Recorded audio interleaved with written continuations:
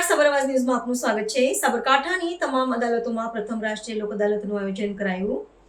વર્ષ 2026ની પ્રથમ રાષ્ટ્રીય લોક અદાલતમાં કુલ 11,263 કેસોનો સમાધાનથી નિકાલ કરાયો।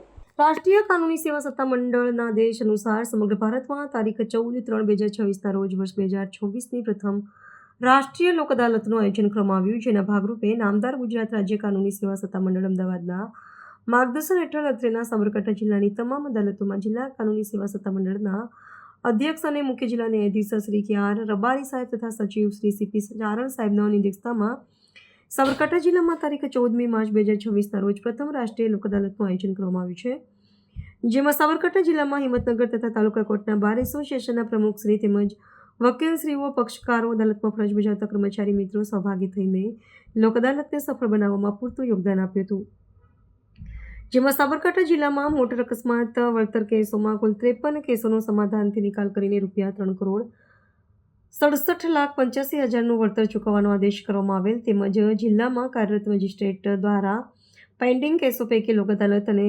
સ્પેશિયલ સિટિંગના એમ કુલ 7,218 કેસો રકમ ₹20,73,53,590ના કેસોનું સમાધાનથી નિકાલ થયેલ, તેમજ ટ્રાફિક, ઈ ચલણ સહિત બેંક લેણાના કેસો, વીજ બિલ, પાણી બિલ, વીજ ચોરી, રેવન્યુ જેવા બીજા અન્ય પ્રી લિટિગેશન કેસોમાંથી કુલ 40,045 કેસો રકમ ₹1,33,28,17,465ના કેસોનું સુખદ સમાધાનથી નિકાલ થયેલ છે। આમ કુલ મળી સમગ્ર સાબરકાંઠા જિલ્લામાં કુલ 11,263 કેસોનું સમાધાન નિકાલ થયેલ છે, એમ સચિવ શ્રી જિલ્લા કાનૂની સેવા સત્તા મંડળ સાબરકાંઠા હિંમતનગરની એક અખબારી યાદીમાં જણાવ્યું છે। રિપોર્ટર મિનેશભાઈ વ્યાસ, તલોદ।